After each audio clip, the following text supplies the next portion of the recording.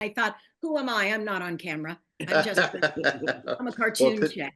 well, today you are. We get to see the great the faces behind the great voices, and it is it's got to be kind of fun for you. Like it's just it coming out up front because you get to work in solitude most of the time, right? Yeah. Oscar season is over. Put Timothy Chalamet back in the closet. It's Daffy Duck, Porky Pig, and Petunia Pig's time to shine. That's right. And I had a dress, and funnily enough, my invitation was lost in the mail. Sure, it's going to be here any minute. I love it. Well, it's got to be the most fun job in the world. You have like all the you get the fun parts of the fame. Do you get to see the kids enjoy what you do? You get to do the great work, but then you could still go to the grocery store, right? Yeah, well, I was just gonna say in animation, we really do have the fun part of the job. All the hard work goes to the animation folks. All the even the musicians work so hard on this film. The storyboard artists, especially. Nowadays, most storyboards, if you know that part of animation is like when they do like the rough drawings that tell the story. It's almost like a comic book. I was just going to say it's like a large flip book. Yeah, and now 99% of the time, those things are almost completely animated by those hardworking storyboard artists. So, yeah, We get away with sounding good. Yeah. I will just, I want to piggyback on that. I was at dinner. My daughter was very young, and I had not been doing the Looney Tunes franchise, but I had been working steadily. And I was at a dinner with Cedric the Entertainer. We was in the restaurant. He ended up having to leave because people and kids kept coming over. And I believe that it was when Barbershop and all of this was happening. And I looked at Gabby and I said, watch. So we finished our dinner. Nobody bothered us. And I walked by a table of boys and I was like, Dee Dee, get out the my laboratory. And all of them were like, oh my God, and followed us out. And I was like, that is the glory of voiceover. We enjoyed our meal. Nobody did anything. And if I want to be Sally Field in Soap Dish and let everybody know who I am, my ego needs, but I said, I'm fine. And it is the best kept, it was for a long time, the best kept secret in Hollywood. Oh, that's so cool. Well, and also, it is a gift, and you either have it or you don't. And so, when did you first realize, both of you, that you had the gift? I did not want to do this. I came to LA to be a singer.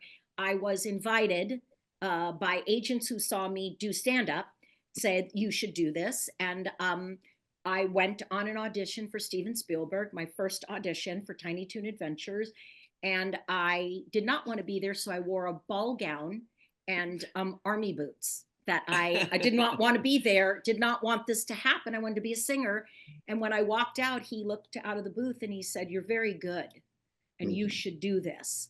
And I thought, oh my gosh, what do you say to Steven Spielberg? And I said, do people tell you look like Steven Spielberg?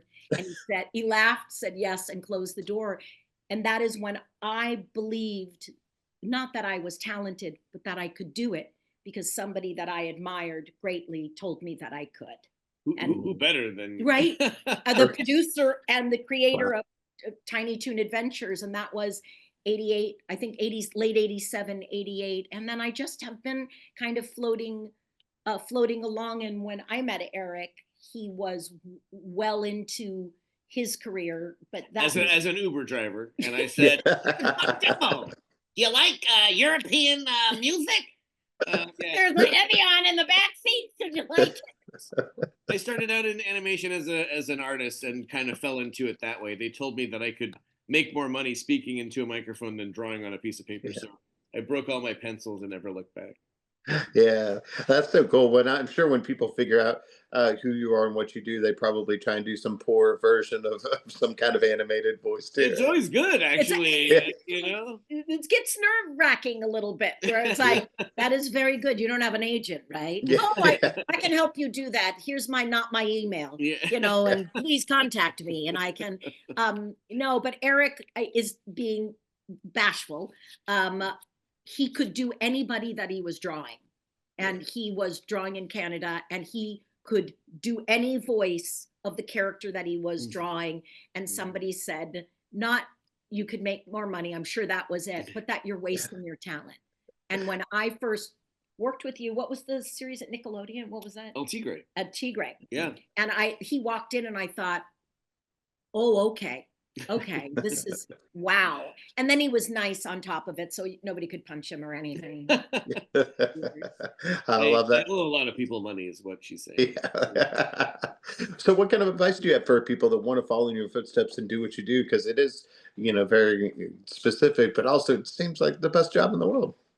I think when I started in LA, the number was, I think there was like 31 or 35,000 voiceover artists living in just the LA area alone. And to think that we are the lucky few Mhm. that get to win the lottery in something especially like this, which is a feature, the first feature film ever to feature the Yeah. Looney Tunes, is a miracle Yeah. on itself. But yeah, any advice for any youngster listening or watching that wants to do this for a living, learn from me, who had to learn the hard way, is that it's acting first before the voiceover. And Andrea Romano was always the first person to tell me that, and tell me that she said I take her for sushi every night. You need to look up Andrea Romano because her resume speaks for itself. Voice director behind Tiny Toons, Batman the Mhm. Animated Series, Animaniacs, Freakazoid, anything great that was DC as well. And she said, I don't know what happened to you, but something happened within like a 2 year stint of work, and she said a switch just turned on. Mhm. And I owe 99% of the my resume to people like Candi, getting to sit and watch the professionals do it for real in the room, and really getting paid to go to school. Mhm. There's a certain thing that I would tell everybody. Um when young people come, what they want to do is they want to do impressions. And I Mm, always say, everybody you're doing an impression of as a voice actor is still alive and they're yeah. still working. Find your own characters. And remember, when you get on a session, the script already has the job.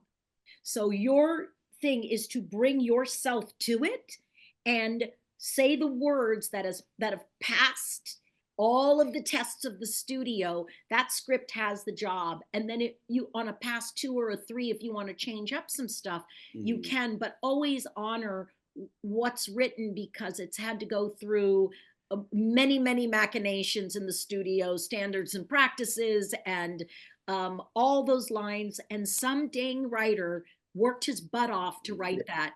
He or she, please honor the writing. And I think it starts with acting, and that it isn't a free for all to show off and do wacky voices.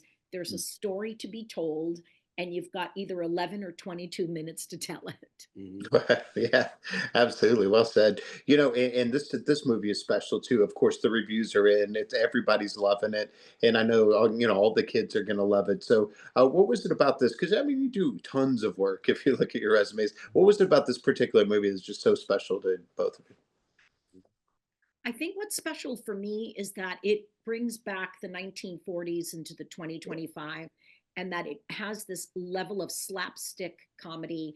I have said that it is a movie about bubblegum and butt cracks, and that's really what it is. And this friendship that is an odd couple, it's Abbott and Costello, but the jokes are never punching down, Mhm. because I have said we are the down, and there's nowhere to punch but up. But it's hilarious, and that's what's special to me, is that we have moved it into 2025 with the beauty of 2D animation from the 1940s. And I'm pretty sure that was a Mamas and the Papas song, Bubblegum and Butt Cracks. Pretty sure. I believe it might be Strawberry Alarm Clock. I'm Yeah, not An yeah. incense was in there somewhere. Herman's Hermits. I'm not sure.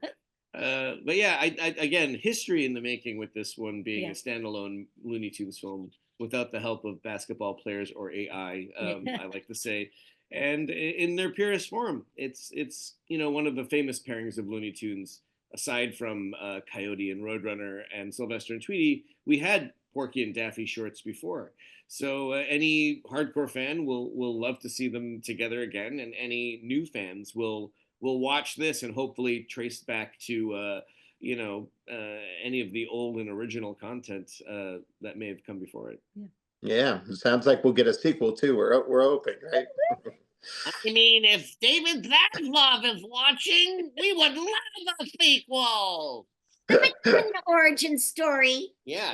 Yeah. Oh, I love it. Well, it's been an absolute joy to talk to you. As we could talk to you all day and ask you things, but if we can wrap it up with an that's all, folks, that would be Well, amazing. there's only one real way to end this interview, and that's Petunia, help me out. That's all, folks. Ah, love it. Thank you guys so much. I really appreciate it. We're going to tell everyone to check this out in the theaters and look forward to talking to you both again soon. Thanks, Thank you. Paul. See ya. Okay, thanks so much.